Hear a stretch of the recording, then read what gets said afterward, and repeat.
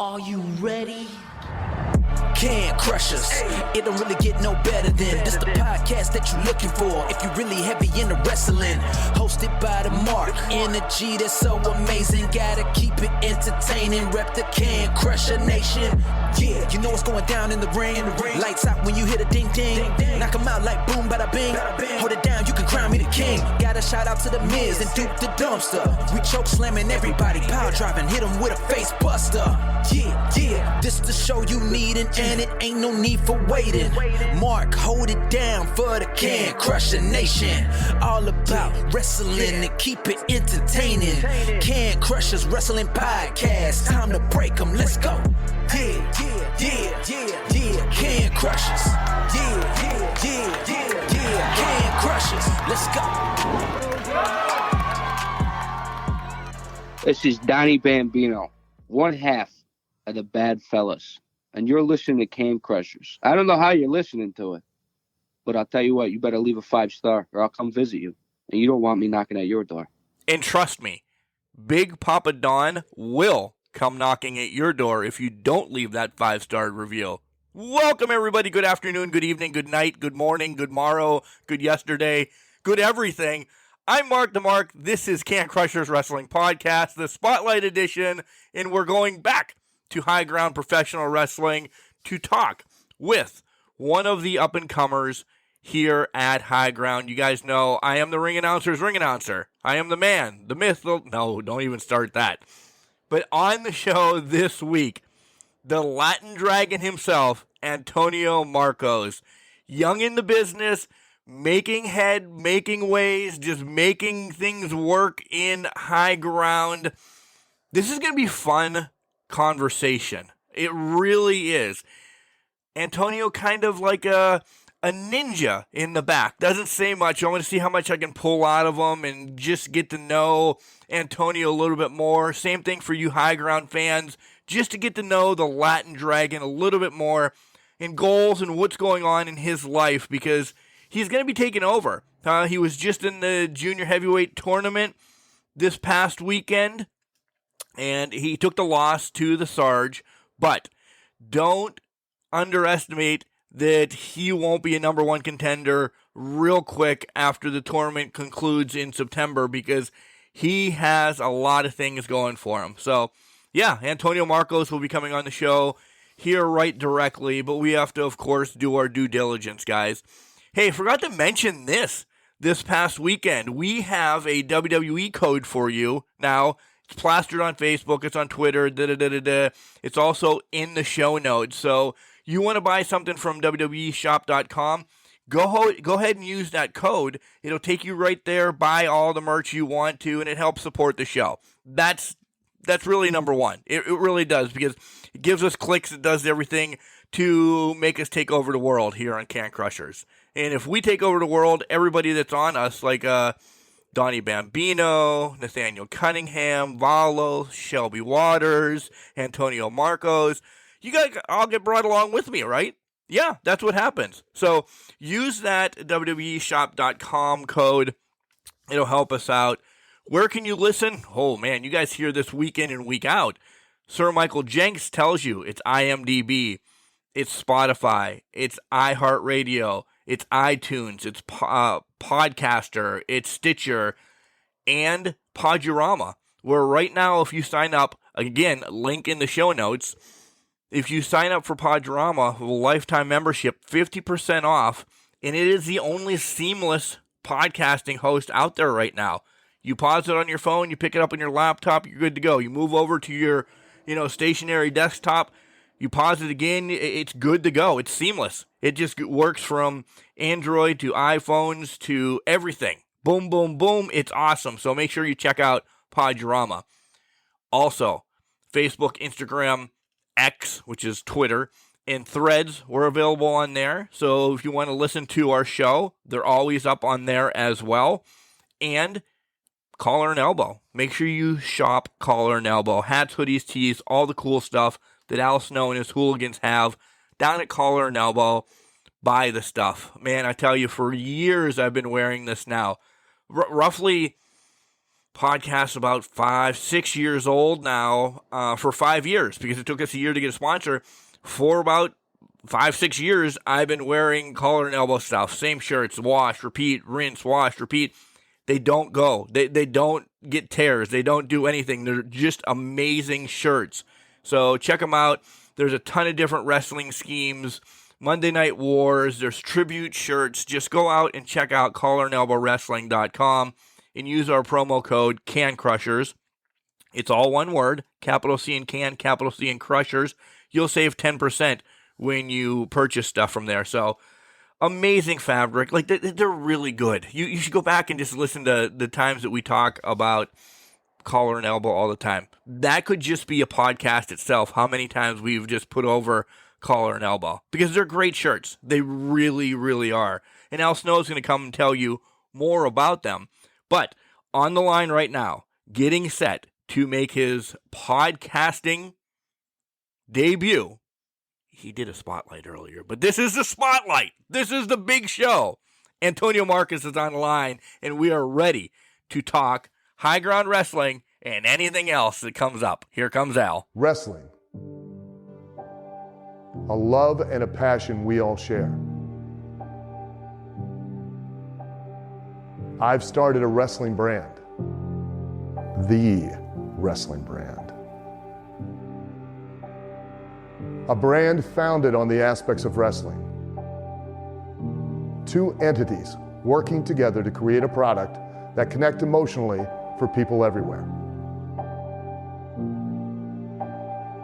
Collar and Elbow is the brand. Passion and love for wrestling is the drive. I am Al Snow, and this is Collar and Elbow, the wrestling brand. This is referee Joe Mandek, and you're listening to Can Crusher Podcast, the podcast that opens the proverbial can of whoop ass. And welcome back to Can Crushers, guys. You heard in the intro how excited I was to talk to this rising star in high ground professional wrestling. He's actually one of my favorites. We cross paths every once in a while. We give each other a look. He is teaching me how to dance. He's the Latin Dragon himself, Antonio Marcos. Antonio, how are you doing today? Man, I'm doing fantastic. You know, I'm very glad that we got together and I got to show you a couple of moves here and there. You've been doing great. Thank you. I do need... You know how you guys go to practice and lifting and training and all of that? I need more dancing from you. So maybe I need to make more trips down to Scranton, Mayfield area. Oh, yeah, definitely. If you keep coming down, the more repetition that you get, the more better you can be with your moves. Listen, it can either be dancing, you can do performing in the ring itself, using your action skills, suplexes to Irish whips, knockdowns, whatever you can learn from us here at High Grounds Professional Wrestling. And, I'm always there to teach if you need me to help you out with that. Could you imagine me getting into the ring and opening match, I had to start dancing? Molson would kill me, probably right off the bat.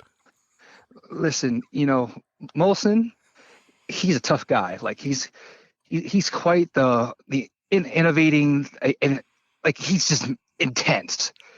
He looks like a powerhouse. Oh my gosh! But listen, I can see from.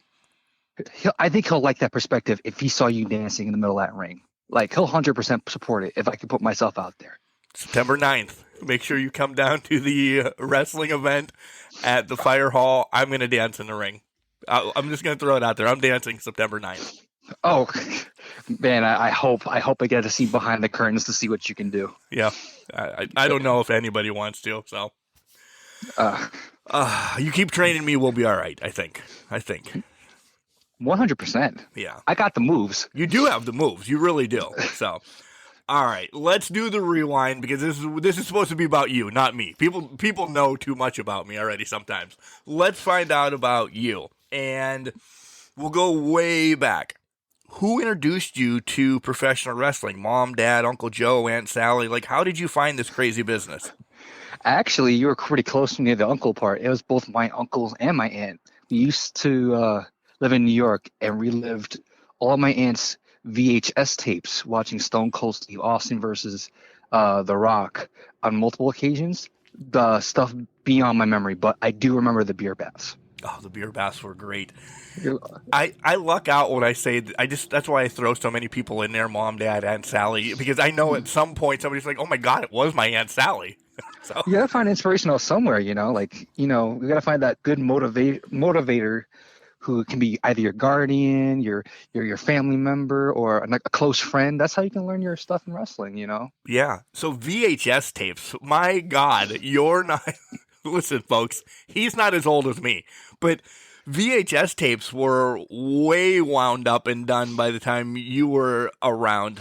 They just held on to those as they were like gold in your family then, right? Definitely. Like we would have all the kind of cool stuff like, well, old, I don't want to say old, but Go ahead, you can. I've been called worse. I don't know. I would say stuck in this whole phone call business, social media, but otherwise we would have no way to see wrestling in perspective. Like you can see clips of what happened from, let's say, Monday Night Raw, or a clip from High Grounds from the last night before during the Summer Meltdown. Right. Who were some of your favorites at that young age? Clearly Stone Cold and Beer Bath, because that was something that you just remember, right? Yeah, it was that, and then it was another VHS recording of where me and my aunt were sitting in the living room. We were watching Undertaker versus Kane, and it was a Ring of Fire around the ring. Yes. What was that called? Ah, I love that. You might be the only one. Like that is one of the. If you look it up, it's one of like the highly rated worst matches in history. Yeah, Ring of Fire. I think it was just called the Ring of Fire. I mean, they didn't take it from Johnny Cash or anything, but I really think it was. Imagine what he would say right now. Right. Or Hell's Gate or something like that. It was wonky back then. At a very young age, it was quite immersive when you're a youth, just seeing like two wrestlers in the middle of that ring, surrounded by a whole flame of fire. Yeah, you would just think that that's the wildest thing you could see, even as a kid. You'd be surprised why like it's even allowed for the young age to watch this, but it's entertaining to watch. On that same note, since you loved wrestling as a kid, because this is one of the questions that usually goes hand in hand with the wrestlers, and did you like Marvel and like superheroes as well? Oh yeah, I mean, I was a big fan of like the Tobey Maguire Spider-Man. Okay, but I owned comic books as a kid. When my dad came back from work, he'll bring me comic books of a series where Spider-Man fought Mobius. I think that was his name.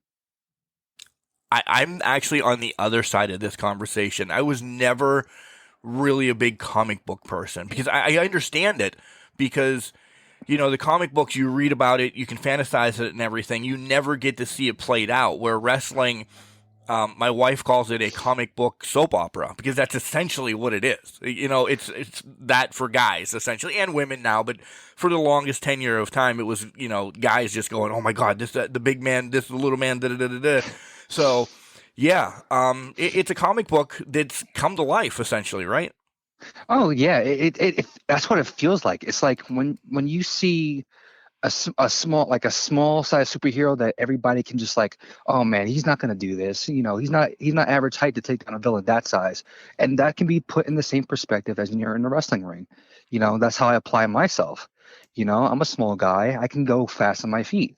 If it's a taller guy than me, I can get around him. You just got to maneuver yourself the right way.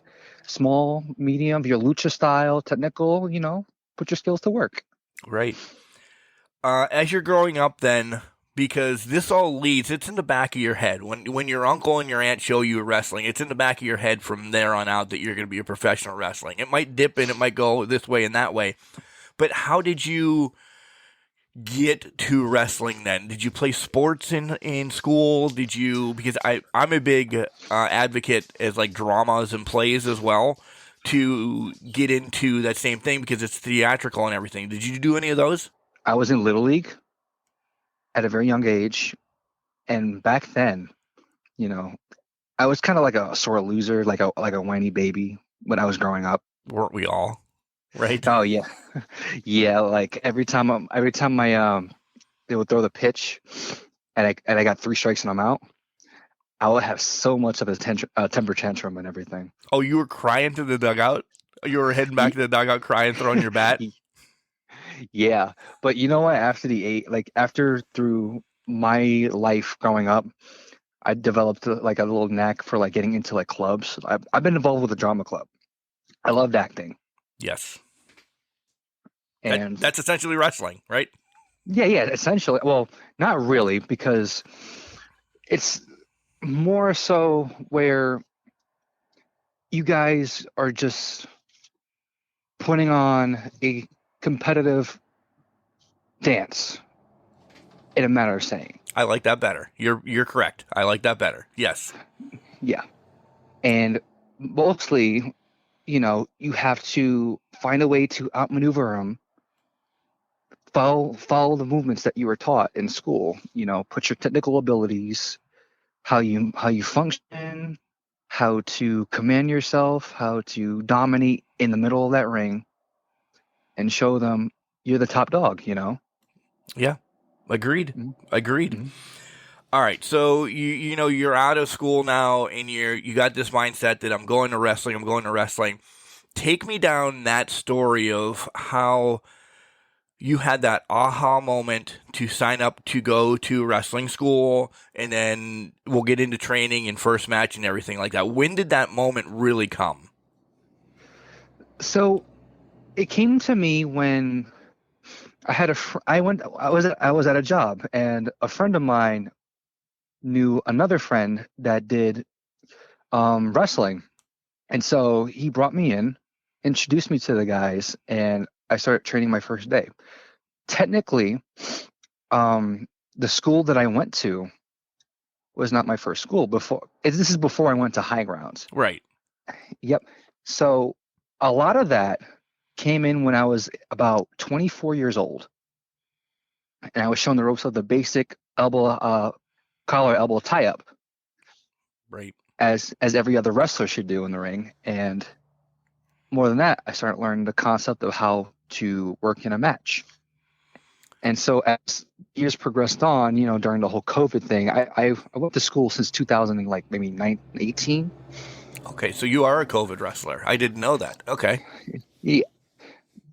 And that's But not a then bad thing. That's not a bad thing. Oh my God. Oh yeah. Before No, he gets no. dubbed It's COVID not. wrestler. No, I'm not carrying anything yet. Trust me. But overall, I think like I did make an exchange over to High Grounds, like maybe early 2021, 2022. Okay. Before the change, and then I've wrestled. I trained with one of the toughest guys, the ones you see today, the ones that are high up there in the professional the wrestling business. The dude. You got Donnie Bambino and Nathaniel Cunningham, Shelby Waters, Jack and Molson. Jack Molson. I totally forgot. Oh my gosh. The last one you mentioned is the owner. Good job. Oh man, I messed that up. Oh no, but I gotta owe it all to him. Without any of this, our training, our sportsmanship, our family vibe, High Grounds wouldn't be where it is without the big man himself. I love that you guys are all saying that every time that you come on the show, family vibe, because you guys go to training, you guys, put the time in, and that's how it makes me feel. When I make the 3.5 hour trip down to High Ground, I'm welcomed instantly. And that's the whole thing about High Ground. It is, we might butt heads in the locker room about this, that, or some technical stuff that I'm working on, or this, that, or other thing. But at the end of the night, it's all about fans, and then making sure we are a step above the rest, because High Ground means so much to all of us there, right? Yeah, definitely. If you want a good show, come on down, and we'll do a good show because we care about you guys. We want you to feel in line. See the intensity. You want to see like a good fight, a good show. You watch all these movies, but you should also consider wrestling. Us wrestlers that we're putting out there to make sure you're entertained and well provided. Yeah, we'll take you away from that reality for a good 2.5, 3 hours, a minimum once a month, and we want to do more. So that's a little spoiler for something else in 2024. But we'll just Yeah. leave it at that before I get in trouble. So talk about your training a little bit, because these are the stories I really like. You go in first day of training and they beat the living snot out of you. Do you think ever in that maybe first week, first day, you're like, what have I gotten myself into? Oh my God, I'm done. When I first took that leap into the ring, the first thing I was taught about the wrestling business is that you got to, if you can't take that fall, which they call, I guess, a bump, those first days, I was bruised and battered, and I was always knocking my head onto the mat.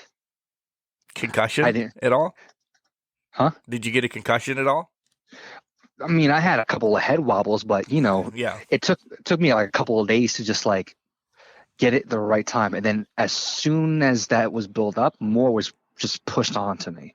And you know what? I battled through. I attempted to do as many times as it takes to get the technique right, and training with the other students, gave me more like an encouragement, like a confident motion just to keep going, keep pushing through. Grow up with the rest of the students, because, like I said again, it's a family vibe. You Yeah. know, not only are they the students, but they're also my brothers. They're also my sisters. And then we got Molson. He's our dad. He is our That's dad. that's how we feel. Yeah, and it's crazy what you guys do. What was the hardest thing for you to get? Was it running the ropes? Was it maybe the story of wrestling? Or was it, because it's unnatural to throw yourself down, was it to take a bump? It was pretty much the story. It's just building up into something that you want to create for the people outside. But I want to see them see the certain reactions they get after watching what we do in the ring. Right. Once you get that certain reaction, that's when you know that you put a character for yourself. And if there's no character, no way to put that information, our gimmick, what our character personifies as, they don't know who's going to be who. They don't know who's going to be like, oh, this guy's a real jerk. It's quite compelling if you just read into what the wrestler is saying, the entertainer. It really is. And it's like you're reading my notes, because here's the question where I don't allow you to answer it until I give you my three. Who is Antonio Marcos, the Latin Dragon? So I'll give you the three people that I see, compact into you right now. And it'll continue to change as you evolve, or maybe some is really going to stick and stay. So here are my three. You might not know one, and I apologize, but you'll get there. Mm-hmm. Eddie Guerrero oozes out of you, just because what you can do in the ring right now, even so young, that you got it. You're technical. You can fly. You can do all that. So I see a little Eddie in you. The other one is Daniel Garcia. Done that before. What? Oh, really? Daniel Garcia. Daniel Garcia.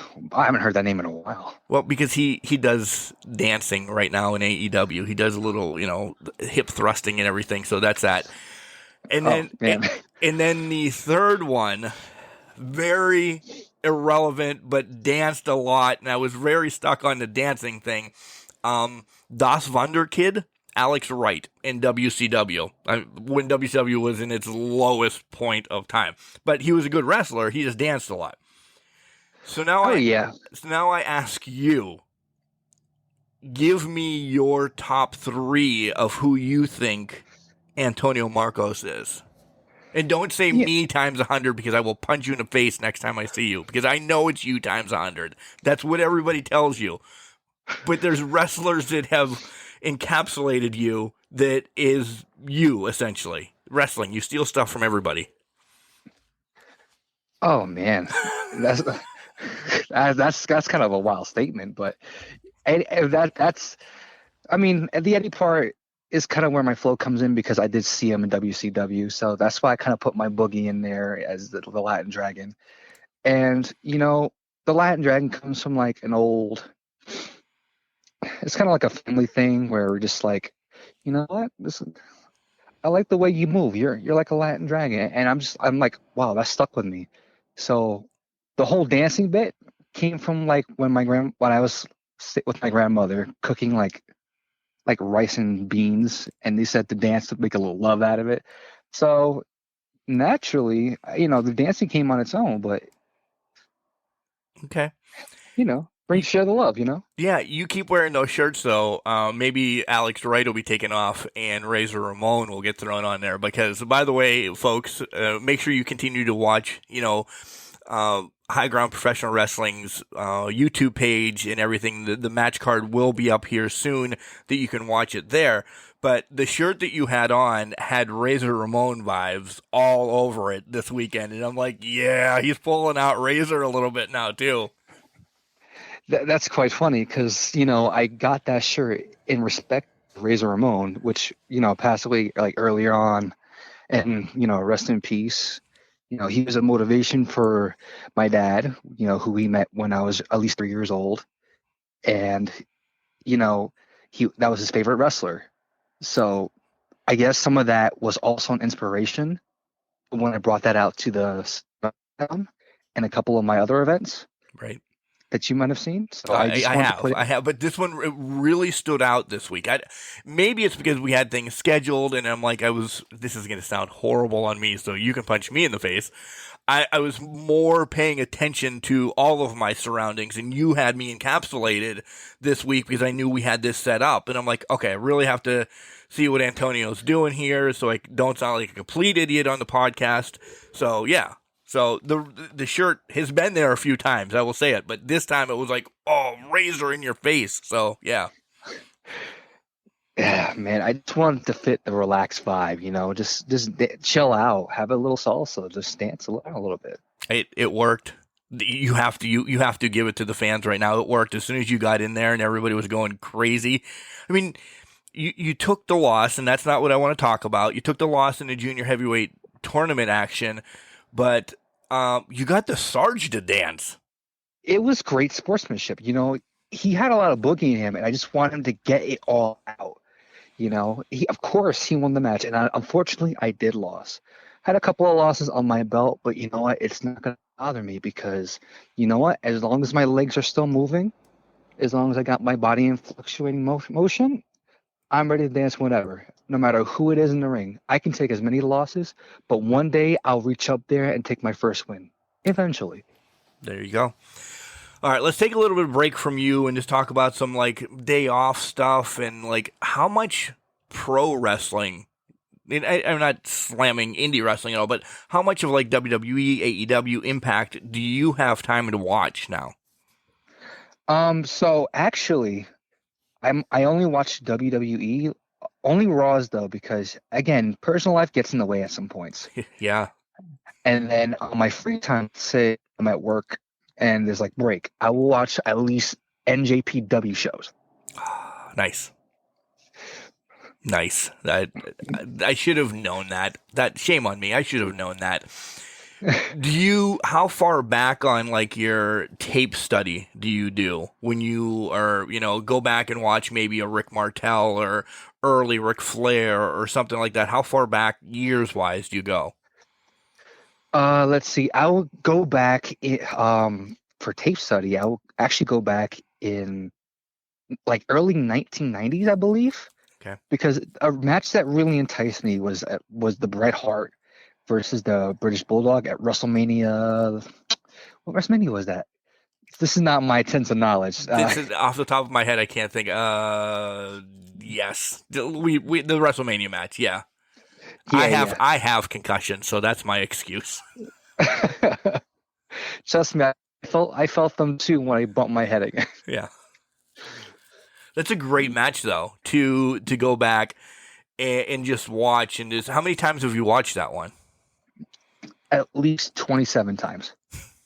Random number, but okay. No, I mean it. I definitely mean it. I've watched it 27 times. I, Okay. I've counted. I've actually counted. It's sad. 30 would have been okay, and everybody were like, oh my God, he watched that match 30 times. Nope, 27. 27 times. I'm like, what do you want me to do? Lie? No, I don't want you to lie, but it's all right. The real number is pretty crazy. 27. Yeah. What besides, going back and do some tape study and stuff, what do you like to do day off? You're not going to training. You actually get a break. Family stuff. Are you a video gamer? Do you like to rock out in music? Like, let's get to know Antonio personally a little bit. So Antonio Marcos is a guy who's just, on his off days, in case he doesn't have anything to do, he'll just practice. Believe it or not, he has a guitar. He has like 5 guitars he owns. So when the day gets rough with him, he would play. He'll play a couple of songs that he learns. He'll train over YouTube, or he'll just learn progressions by natural, and play some music. I also sing too. Don't throw yourself under the bus if you're going to mention that on here, because I'll make you sing. Listen, at least if I'm going to sing, I'm going to do it in front of that ring. I mean, in that ring there. Okay, maybe that's what we should do. As you sing, I'll dance on September 9th. We're taking over the show, by the way, September 9th. Oh, we're going to rock it. We're just have money with us. What, you really don't have to sing, but what are you playing? What are you singing? So believe it or not, Antonio Marcos likes really classical music. He likes playing the Beatles. Yeah. Some Tom Petty. And, when he has the chance for a little solo, he likes Santana. That makes sense. Yeah. You're smooth there. Yeah. You brought up, and this has been in the back of my mind. By the way, I'm a gnat when I'm doing interviews. It just flies all over the place. You brought up dancing and cooking with Graham. Do you like cooking now? Oh, yeah. I definitely love cooking. I've been trying and couple other stuff. I love making curry. Curry's good now. Curry's great. Curry is great. Yeah. I'm the only one in the house that likes it, so I don't really make it much or attempt to make it much, but yeah. It's good if you have the proper ingredients and not use too much of the same seasoning. Yeah. I order out a lot. When I want it, I'll order it because, again, they don't like it at all. So I make sure I'm home with the dogs by myself because they don't like the smell. They don't like. My family is heathens, Antonio. They're heathens. They don't like anything good. They don't like to be cultured. Yeah, and you know what? It's just a matter of time where you just bring in the proper groove. When I started dancing, it didn't come to me naturally, and some people did not like it. It's just a matter of consistency that you can try new stuff, and maybe they'll like it eventually. It all depends how much you do, and then all that will be good put to good work in the later future. So I don't want to see you give up. Oh, I won't. I'll keep eating it in front of them. I'm that guy too. You wait till you talk to my wife one time. She's like, he's a horrible human being. Oh my God, no, never, never. I the little dances that we do. You follow the spark, and I respect that. All right. 3 stupid questions, and they're always different. Okay. Yeah. If you could be part of any faction in wrestling history, what faction would you like to be part of and why? That's kind of hard. But that's kind of hard because I'm still on the whole DX versus NWO early 2000, middle 2000. Yeah, middle 2000 actually. I can't remember the back of my head. It was like when WCW was taken over. Yep. Since the shutdown from Shane McMahon, it was so exciting because that whole thing kind of was kind of like, wow, right? Didn't expect that for Shane. Jeez. But if it were a faction that I were to join, modernly, it would be the LWO with Ray and Santos and Joaquin. Yeah. Okay. Yeah, Ray Santos and Joaquin, and then Yeah. All right. I get that. I love that. Yeah. All right. What are 3 things that you would need when you're stranded on an island? Tacos, a nice stage, and a microphone. Okay. All right. No judgment about them. They're your 3 things. So you want to continue to be stranded on that island. You could have said a boat and got off of it, but that's okay. No. I'd rather give the sharks and the fishes a good show. Of course you would. It's a way to go out. Of course you would. And after you take care of any bills and family or anything, you've just won the lottery. What is the first nonsensical purchase you're going to make? Sunglasses.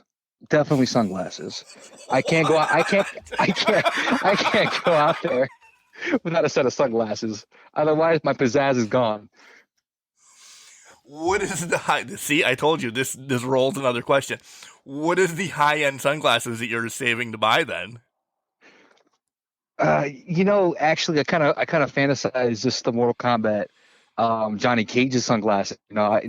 He said that was worth $300, like the old Mortal Kombat movie. Yeah. I want to get those sunglasses because they look kind of like, ooh, that's super sharp, and I see why they look expensive.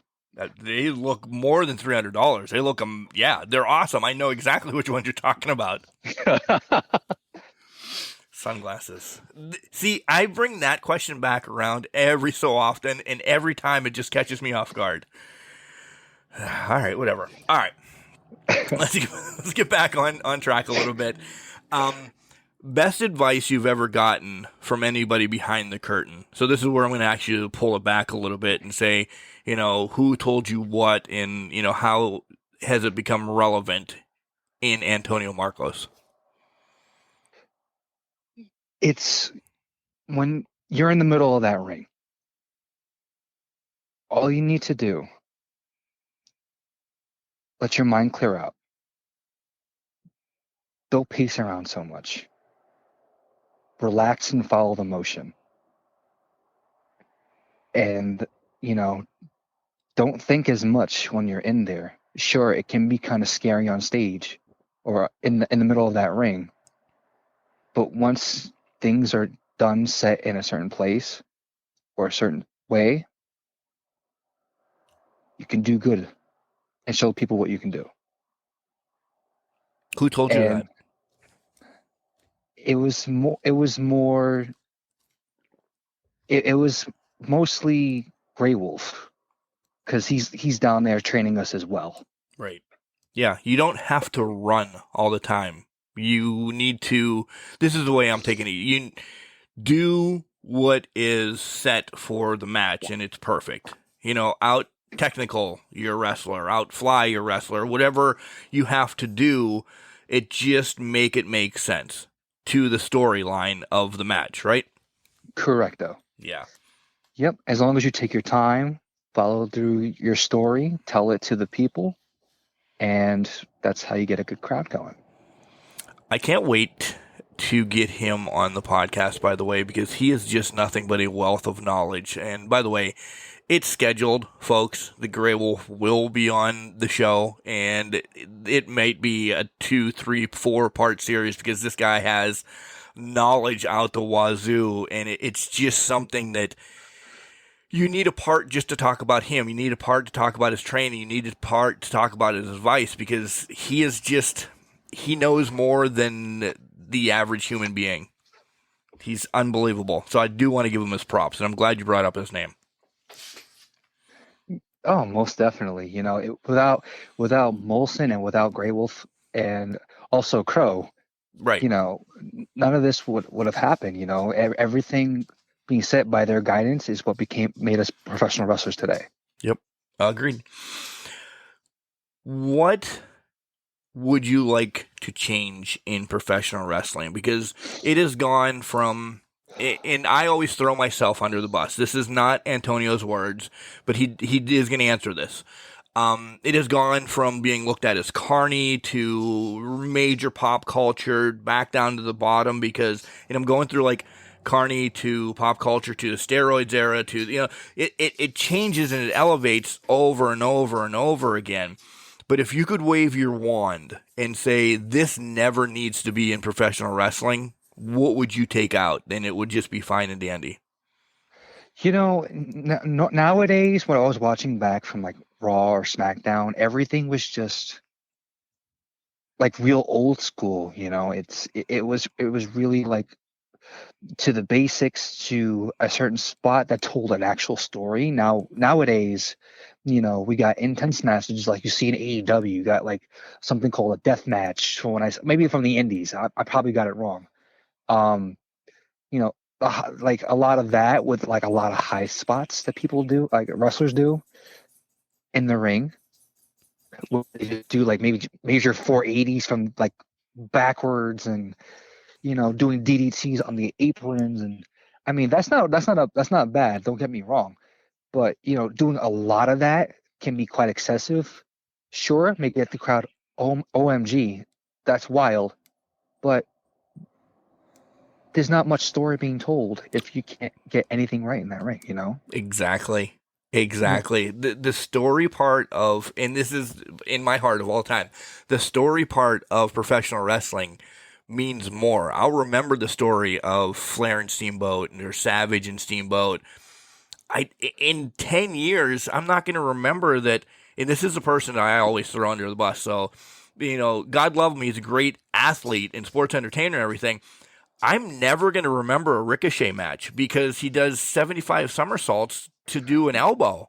That's precisely the point. Yeah, like it's like, you can take a whole body splash to the barricade where the crowd is during the whole COVID, what was it, the Thunderdome with a bunch of cameras? Yep.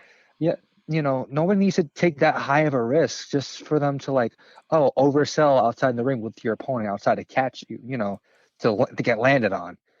But it's, a lot of that excessive stuff. I mean, it's okay if it's in the big business, if they require it.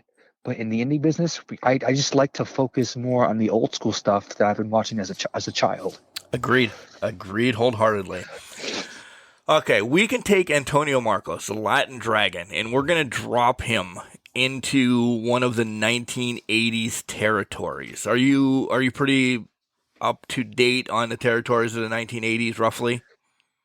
I would say a little, because I also admire Tito Santana. Yes, nice. So you might already gotten this one. If we drop Antonio Marcos into one of these territories of the 80s, where would you think you're going? And then I'll give you mine. Where do I think I'm going? Yeah. What way in perspective? I'm sorry. Like, if you're an 80s wrestler and you had to pick maybe like World Class or Florida Championship, the Mid-Atlantic, AWA, WWF at that time, like, where do you see yourself, your character, getting that big push, the big run? Oh, I mean, definitely going to Florida Championship Wrestling, because that's where Antonio Marcos resides. That's where he gets his groove on. That's where he originated at. So why not put it next to his hometown and work with those guys? That was my first choice, and I knew you were going to say that. So that's why I brought my second choice around. I think you would have done amazing as well in World Class with the Von Erichs and Chris Adams and everything is just a blur right now. The Freebirds, like I think you'd fit down there as well because you come out with that rose and everything. Yeah, Florida is definitely the one where you should go, but you could also make it work in World Class Championship Wrestling. Oh, I'm kind of flattered because those guys are really good in that independent area. Yeah, not independent. Good, popular. Sorry. Well, they were all independents back in the 80s. It was just fighting for your territory. So yeah, nobody's going to disrespect you for that. That's fine. You're good. No, yeah.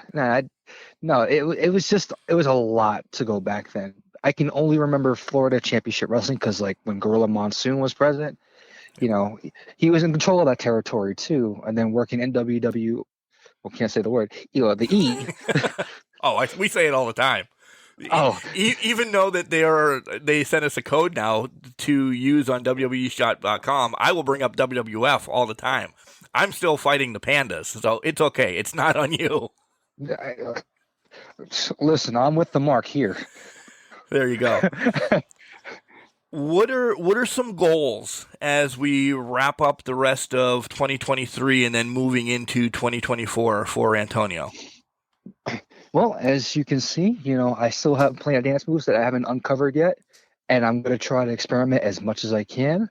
That way I can perform that my audience will enjoy me doing, and hopefully maybe the moves will outclass my next opponent. There you go. If you could travel to any place outside the United States to wrestle, Canada, Australia, Japan, England, where's one of those bucket list spots that you'd really like to go to? That's a good question, because my thoughts were exactly looking to outside the country at some point. I thought about doing New Japan wrestling, and I'm not sure I'm caught up to date with this, but I wanted to go back to Puerto Rico. I wanted to go to Puerto Rico and actually see if World Wrestling Council is still up. Oh, wow. I'm not up to date with that either. We should have talked about this a little bit. I would have been able to. These are on the spot questions that you get our both reaction. Oh, man, I didn't even think about that one. Is that number one? Or I know you have a hankering for New Japan. Would that be number one? Yeah, because the set of rules are different, and I like to experiment on a lot of new ring. Sorry, starting over words because I'm just excited as you are. See? Yeah, but honestly, I want to go to New Japan to understand their rules whenever they have a match going on, because I heard that tag team matches and ring outs apply to different rules. So you're out for a couple of counts. Yep. Beyond the count of 10. Not that I'm looking for an advantage, but it'll help me out. It'll help anybody out, yeah. For sure. Yeah, but it's exciting to try out new things in the wrestling ring. So that's why I want to go to New Japan and see if we can do a whole, let's say, 40-something minute match, and then provide crazy shows. But at the same time, I do like it, but I can only think about it what'll happen if there's the old school type of wrestling. Yeah. But yes. Yeah. Is there a match that it doesn't matter what, hey, I'm going to give you $1 million just for this match? Is there one match that you're like, I don't think I'm ever going to do in my career? Or and I hate to say it this way, or does money talk that you're like, yeah, I don't care. I'll go through barbed wire? If there was somebody I wrestle at this day and age, is that what your question is? No, not your dream match yet. Not your dream match yet. That's coming. That's the next question. This one is, what match wouldn't you do in your professional wrestling career, because it's just maybe not do a death match with glass or anything like that? What match are you like, no, I never want to do that? Let's say if they were here today and I wrestle against them, I would not want to wrestle against Big Daddy V. Okay. I can admit I'm gonzo. Yeah. Look at my legs will not be in working condition. But good, respect to his work. Right. But I die. I would die. I'm done. Peace out. See you later. Yeah. All right. Now we've given it away already. Your dream match. But I have a caveat to this. I want to know who you want to wrestle in your dream match. And of course, this is fantasy booking, so you can bring back whoever you want to. So who you'd wrestle, where, what arena, and what would be the stipulation of that match? I actually want to bring back Razor Ramon. And I would actually want to do a tables, ladders, and chairs match. Oh, the whole TLC. I thought, once you said Razor, I thought you were instantly going to say ladders match, because him and Sean did make that the number one match, for a long time. All right, TLC match, good for you. And where do you want it at?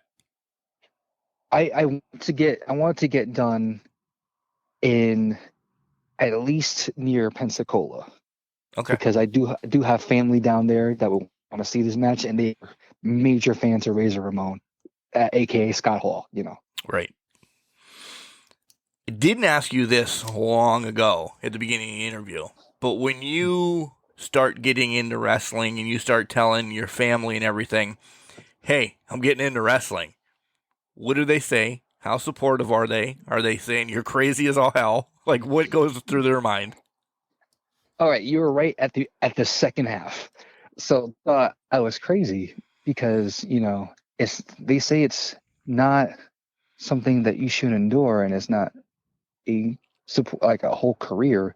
But if it's something you love, then go ahead and grab it by the handle. Do they get to see your matches? Do they, very supportive now, so on and so forth? Oh yeah, definitely. Now it took a couple of them. Took a couple of shows to see that their son, mom and stepdad, seeing their son in the ring and seeing that he put his body to work and facing in a competition between a wrestler that is scheduled. All they can do is to sit there, support, even though one of them, my mother had a heart attack at one of those occasions, those matches. Wait, a real heart attack? This isn't. No, she didn't, right? No, she didn't have a heart attack. Okay. Yeah, She panicked then. Yeah. Yeah. You're saying it so easily. Oh yeah, my mom had a heart attack at my match. Wait, what? Nobody said anything about this. See, that's where the acting comes in. The theater work. It was really great. You got me. Wow. Yeah, I meant in a way that she panicked. Seeing her son get thrown around, bodied. Got where I actually fought against Molson, and I can tell the look on her face that she wanted to get me out of there. For sure. My stepdad wanted to get off his seat and try to rip Molson's head off. I'm like, please, God, no. Please, God, no. Molson will be throwing more people through tables and yeah. Yeah. Chopped, pink bellied, and then he's getting mocked over by Molson. My stepdad's just like running his mouth like, please shut up. I don't want more. I felt tired. The more you're egging him on, Dad, the more I'm getting beat. Stop, please. Exactly. Yeah, I've seen that. I've seen that this week, by the way. I still see images. Yeah, I'm sure they flashbacks every once in a while. Yeah. All right, a couple more questions. How cool is it? And this is where I bring it back to dad moments, because this happened again this past Saturday to me. How cool is it when the little kids come up and they want autographs or they talk to you because you're what they're seeing now? There's a kid in Scranton, Mayfield, somewhere in Pennsylvania that says, man, I want to be just like Antonio when I grow up. I want to get into professional wrestling. How does that make you feel just hearing that? It makes me really happy that I'm putting some motivation into these kids. And it honestly puts more inspiration to show for the kids, because since I like to dance, it helps me know and just help them feel like themselves and feel like they're strong, they're tough, no matter how hard life can be. Yeah. If they want wrestling and they want to put that same groove that I'm providing for them, they're more than happy to do that. It is the coolest feeling. I signed a couple more autographs this past weekend, and I'm like, and I get yelled at because I went back and I said this to somebody behind the curtain. I'm like, I signed some more autographs. I'm like, I'm the ring announcer. Like, you're part of the show, Mark. You have to stop. And I'm like, so I would imagine as being a wrestler and talent, that the kids come up to you guys more than just me saying, man, I really like your shtick. I like this. I like that. Tell me about this. Tell me about that. It's dad moments is what I always call it. That it just kind of, the hair is going up on my arm right now as I speak about it. It's just so cool that and I'm going to throw me and you into this group right now because we're the only ones on the call, but we can impact kids that way and show them that, hey, this 46-year-old guy ring announcing is living his best life, and, this young buck, Antonio Marcos, is living his best life. If you keep pushing, you keep pushing, you can do the same thing. Just never say no. If you don't ask, it's always going to be a no. Just do it yourself, and it'll be awesome. How I see, kids, looking up to Antonio Marcos, they look up to you, Mark the Mark, they want autographs off of you. And for me, it's a great feeling that I get to sign, some autographs for the children that come up to me, and I'm like, wow, this feeling's great. I never experienced like the strong, like the happy wills, the joy that I see on these kids' faces when they see their now favorite wrestler that they've seen for the very first time sign their autograph, and then a slight sense of negative doubt leaves my mind when I know that I'm doing an impact for every viewer out there. Yeah. Yeah. Well put. Well, I love that. Again, the hairs on my arm. All right. This is your time to shine. All right. Tell everybody about your socials, where they can follow you, what else you have on the docket here in the next coming months. And I'm going to twist you. When are we getting Antonio Marcos merch? So Antonio Marcos merch is still in development. Right now, I only have a Facebook page, and more will be coming up soon as the character still progresses through the wrestling business for so forth. Right. I will be getting an Instagram account done soon, and plenty more socials will be getting done. You know which one you really need. Yeah. You really need TikTok. With your moves and everything, you really need.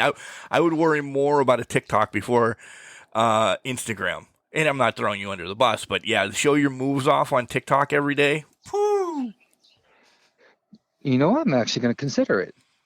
I gotta give it to Mark. I'm gonna actually form a TikTok account and just start dancing. There you go. That's not. Oh, my bad. No. That's what you need to do, and then get your Instagram. You can link them all together. That one thing sends everything over to everything. So yeah. Hey, you're talking to a guy that has VHS tapes and deals with the rotary telephone. I can barely get a hold of my Samsung. How do you use how is this touchscreen? What is this touchscreen stuff? It's like you've grown up in the 1860s, Antonio. It really is. I have an old soul. I like to dance old. Yep. Salsa old. Did I forget anything? Is there something that you want to talk about that I didn't bring up in your spotlight? Because this is your time. What else do you want to say, or are you just ready to fight more at High Ground? Oh, I'm going to put a lot more into High Ground. Sure, I've been having bad luck lately, but I'm going to continue fighting. I want to continue to see who's a good fighter out there. Despite my small stature, I want to see who my next opponent is for the upcoming show at High Grounds. And I can't wait to show in front of all the audiences that are there today, especially the children that we talked about earlier. Give them more inspiration, motivation. And the thing I must tell them is that, life can be kind of hard, but it's also like a game. If you know the controls, you know how to progress through life. Wow. That's deep. That's perfectly said. I love that. You're right. It is a game, and if you know it, you can get through it. Exactly. Wow. And don't forget, he is singing on September 9th at the next High Ground show, and I'm dancing right beside of him. So that will all happen at the next High Ground show as well. So make sure you come out. And it's a benefit show for John Casey in Mayfield. So that's even another reason to come out. Matches and all that will be announced at a much later date. Keep following Can Crushers in High Ground and Antonio on Facebook for right now to see what's going on. But Antonio, let me say this. I love you. This has been a blast. This has been awesome. Thank you. Hey, the feeling's mutual. I'm glad we talked with Mark Martinez. I normally ask, and I'm gonna just to pat myself on the back right now because I'm that guy. Who's the most famous person you have in your contacts? Contacts? Wow. The only thing I must say is on Twitter, I'm followed by McFoley. That's the only thing that's popular for me. Never mind. I was hoping you'd say me, but no, Mick Foley wins. He wins. You're good. Oh, It's all right. you're my favorite too. I would never do that to you. It's all right. That's all right, Antonio. You remember that next time. You remember. I'll keep that in my head and in my heart. All right, buddy. Thanks for stopping by. Have a great night. You as well. And, anybody out here, this is Antonio Marcos, and this is Can Crushers. Show me your moves and have fun. Hey everyone, it's Journey Burke, the Law of Attraction, and you're listening to the Can Crushers podcast. Ladies and gentlemen, once again, the Latin Dragon, Antonio Marcos. What a old soul, as he said. What a unbelievable talent to have in the ring for high ground professional wrestling. If you're not watching him, you have to make sure you get down to see him singing and dancing with me on September 9th. No, I'm kidding. I'm kidding about that. Maybe not. But you have to continue to follow his career because he is going to climb that ladder. He does have what it takes to continue to move on and move on and move on. New Japan, Puerto Rico, those would be awesome milestones in his career. But he's content one step at a time. And every time he gets to hang around a kid, talk to him about professional wrestling, that means so much to him. So, yeah, this was a great interview. I enjoyed this to get to know a little bit more about Antonio. So, guys, make it down to high ground. You'll get to see people like Antonio, Donnie Bambino, Nathaniel Cunningham, Shelby Waters, the Sarge, the Freak, Jack Molson. The list goes on and on and on of stars that you're going to see at high ground professional wrestling. Remember, just because you're trash doesn't mean you can't do great things. It's called a garbage can, not a garbage cannot. Make sure you tell your loved ones you love them, because you never know.